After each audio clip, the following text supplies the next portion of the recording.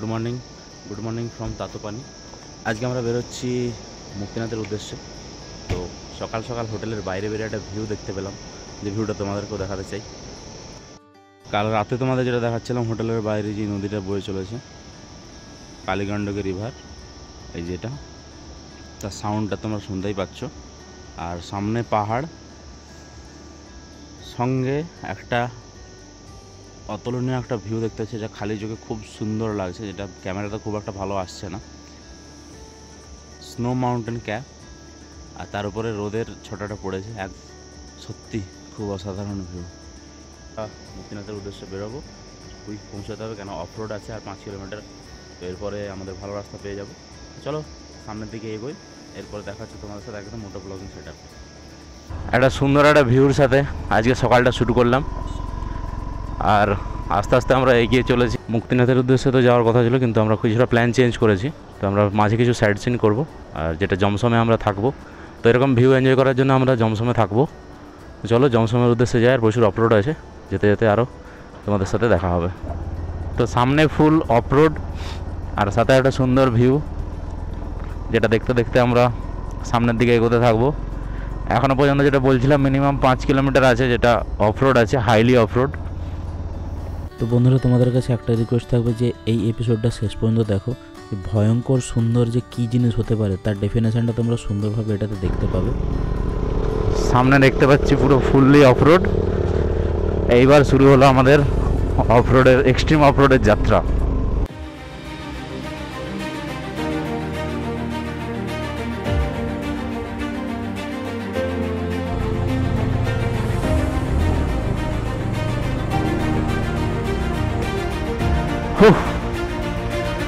তো ওঠার পর ওয়াটার ক্রসিং। তো ওয়াটার ক্রসিংটা খুব একটা জল নেই, জল কম। কালকে রাত্রে এখানে অনেকটাই জল ছিল।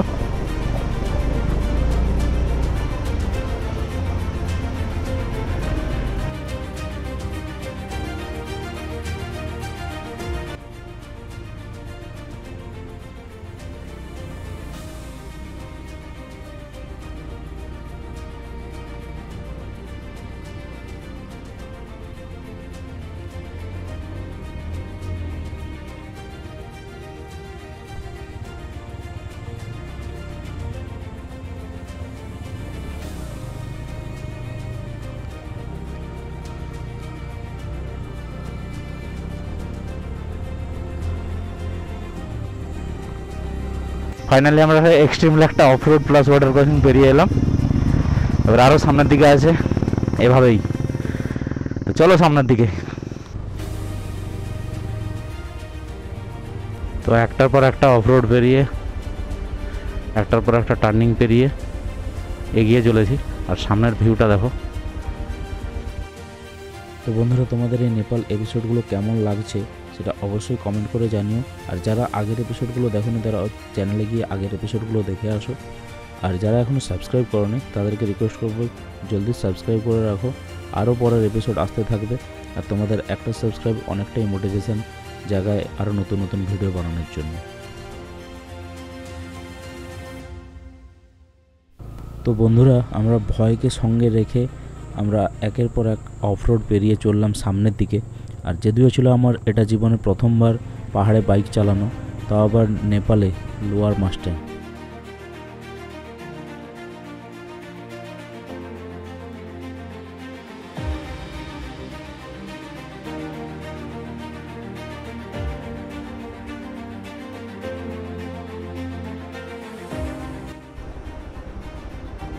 তো বন্ধুরা, পাহাড়ের এই অভূতপূর্ব সৌন্দর্য দেখার পর সত্যি কথা বলতে বাকরুদ্ধ হয়ে গেছিলাম।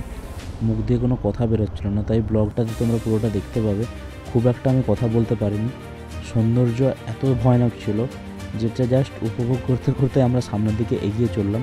আর সামনে আছে পুরো এক্সট্রিম অফরোড, আর যেটা আমরা কোনোভাবে গাড়িটাকে কাটিয়ে আমরা কোনোভাবে সামনের দিকে এগোতে থাকি।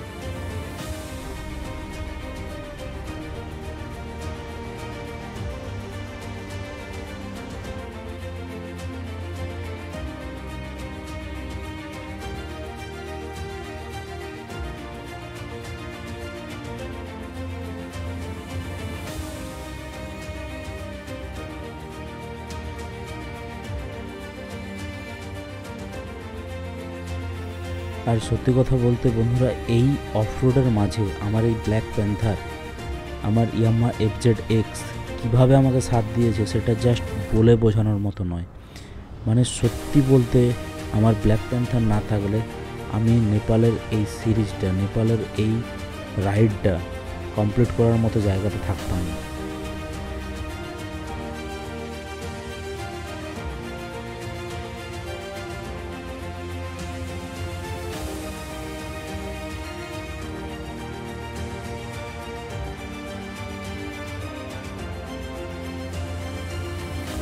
This is the extreme offroad.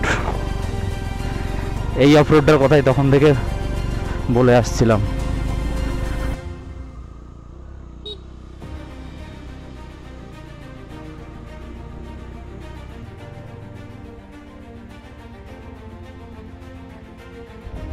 এই কষ্টকর অফরোডের পরে এই একটা সুন্দর ভিউ, যেটা এই অফরোডের কষ্টটাকে কাটিয়ে দিচ্ছে। উফ। তো বন্ধুরা, এই যে ওয়াটারফলটা তোমরা দেখতে পাচ্ছ, এটার নাম হচ্ছে রূপসে ওয়াটারফল, আর যেটা পড়ছে আমাদের এই তাতোপানি থেকে জমসমের রাস্তার মাঝে। তো খুব সুন্দর একটা লোকেশন, আর আমরা এখানে খুব একটা বেশি সময় না কাটিয়ে সামনের দিকে এগিয়ে যাব।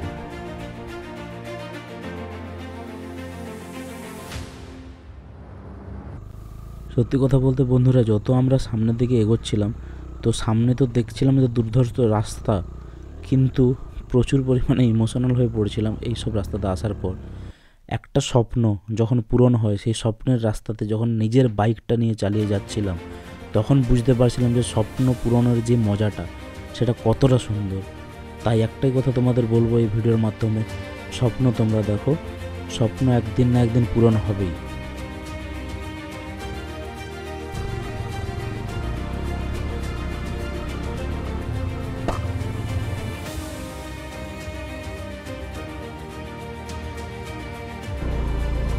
যেই রাস্তাগুলো এতদিন দেখে এসেছি ইউটিউব ভিডিওতে, ইউটিউব শর্টসে, বিভিন্ন জায়গায় সোশ্যাল মিডিয়াতে, সেই সব জায়গায় আজ আমি। এ এক অভূতপূর্ব সৌন্দর্য। সামনে দেখতে পাচ্ছ যে রাস্তা নেই, কোনটা দিয়ে যাব আমরা সেটাই খুঁজে পাচ্ছি না, বাইকটাকে আমাদের কোনটা দিয়ে নিয়ে যাব। আর ডান দিকে, ভিডিওর ডান দিকে যে জায়গাটা দেখতে পাবে সেটা ঠিক উল্টো।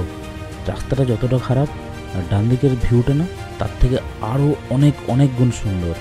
আর সেই ভিউ দেখতে দেখতে আমরা আরও সামনের দিকে এগিয়ে চললাম।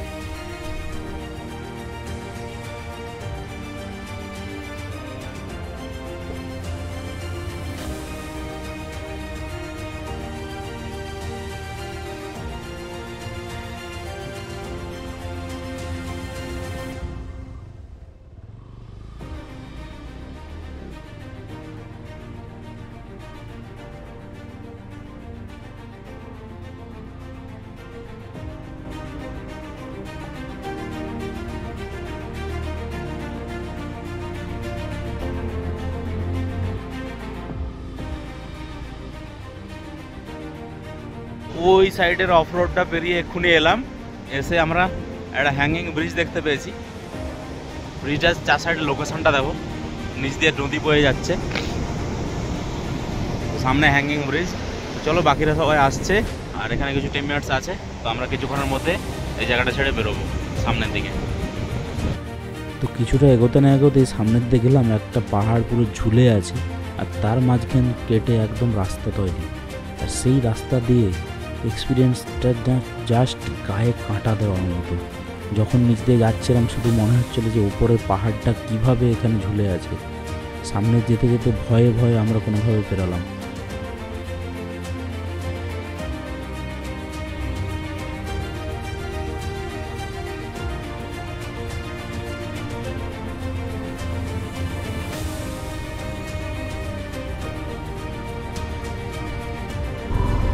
সাইডে একটা সুন্দর ওয়াটারফল, যেটা অনেকটা উপর থেকে আসছে। তো আস্তে আস্তে একটু একটু করে অফরোডটা কমছে, এইদিকে মোটামুটি ভালো রাস্তা পেয়ে যাচ্ছি প্রায়।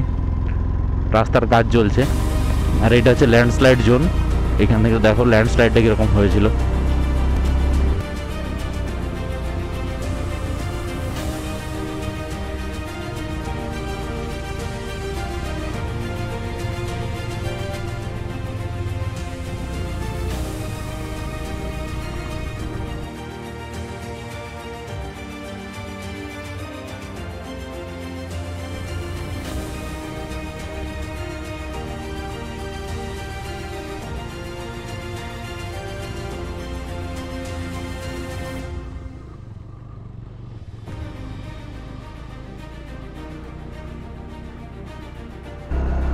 Welcome to Mustang. তো আমরা তখন যে অফরোড পেরিয়ে এলাম, অলরেডি আমরা মুস্টাংয়ে ঢুকে গেছি। তো এবার মুস্টাং শহরের দিকে যাচ্ছি, মানে সামনে পড়বে কালোপানি। আর আমরা আজকে স্টে করব জমসমে। জমসম থেকে কালকে যাব মুক্তিনাথ। চলো সামনের দিকে এগোতে থাকি। এবার শুরু হয়েছে মোটামুটি ভালো রাস্তা, একটু বেশিটা নেই, কালোপানি সামনে পড়বে, তারপরে আসবে জমসম। তার মাঝে এরকম একটা ভিউ দেখতে দেখতে আমরা এগিয়ে চলবো।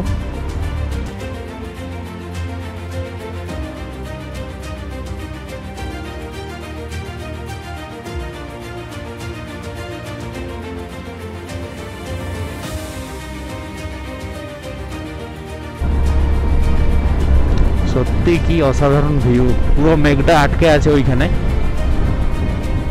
পুরো পাহাড়ের গায়ে মেঘটা আটকে আছে। আমরা আরো উপরের দিকে উঠে যাচ্ছি, আর আস্তে আস্তে রোদটা কমছে, ঠান্ডাটা বাড়ছে আস্তে আস্তে। তো এখানে লোকালদের কাছে একটা জিনিস শুনলাম যে এখানে বরফ পড়ে, জানুয়ারি মাসের দিকে আসলে হয়তো বরফের দেখা পেতে পারি। জাস্ট ভিউটা দেখো, ভিউ দেখবো না ক্যামেরায় মাইকে কথা বলবো ব্লগে, সেটাই বুঝতে পারছি না। যা সুন্দর ভিউ দেখতে পাচ্ছি, ভিউ দেখে দেখে আটকে যেতে হচ্ছে। ও জাস্ট অসাম, মুখে প্রকাশ করার মতো নয়। যে ভিউগুলো দেখতে পাচ্ছি না, মুখে কোনো ভাষাতে প্রকাশ করতে পারছি না, এমন ভিউ।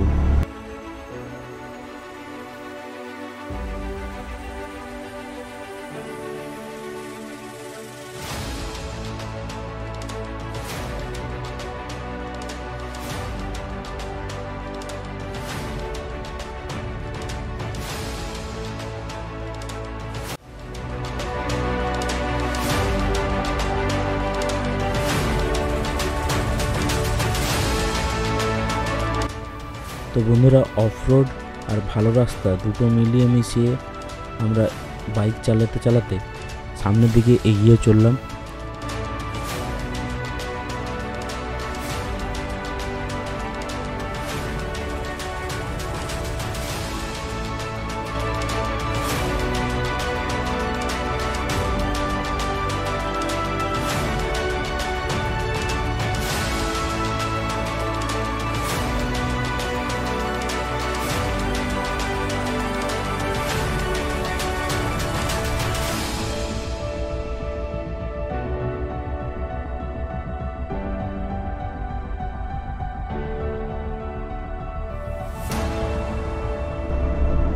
এসেছি আমরা নেপাল, কিন্তু এই জায়গাটা, জাস্ট এই জায়গাটা ফিল দিচ্ছে পুরোপুরি লাদাখ। সাইডের পাহাড় আর মাঝের যে রাস্তা, পুরো ফিলটা একদম সেম টু সেম লাদাখ।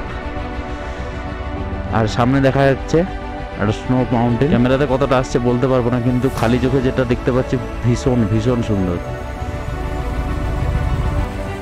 ক্যামেরাতে কতটা আসছে বলতে পারবো না, কিন্তু এইখান থেকে যে স্নোকে মাউন্টেনটা দেখা যাচ্ছে, এটা সম্ভবত ধওলাগিরি।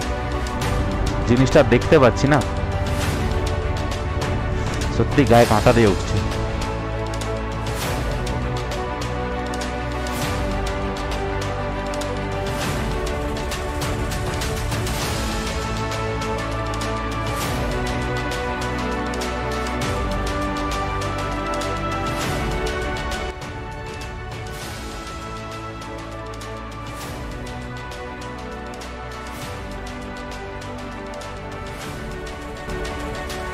তো আমরা ধীরে ধীরে করে জমসমের দিকে এগোচ্ছি, আর যত এগোচ্ছি টেম্পারেচার আস্তে আস্তে করে কমছে। এতটাই কমে গেছে, প্রচুর পরিমাণে ঠান্ডা লাগছে। যতটা পেরেছি উইন্টার প্রোটেক্ট করার জন্য পড়েছি, কিন্তু ঠান্ডাটা বহুত লাগছে।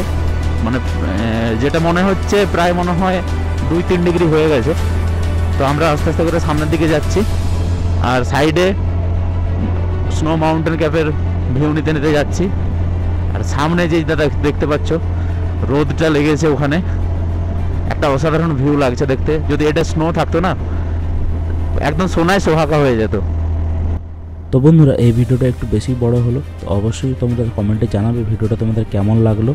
তো তোমাদের সাথে দেখা হচ্ছে নেক্সট এপিসোডে। তো নেক্সট এপিসোড আসছে নেক্সট সানডেতে। তো ততদিন তোমরা একটু ওয়েট করে যাও। তো সবাই সুস্থ থেকো, ভালো থেকো, রাইড সেফ, বি সেফ। তো দেখা হচ্ছে তোমাদের সাথে নেক্সট এপিসোডে।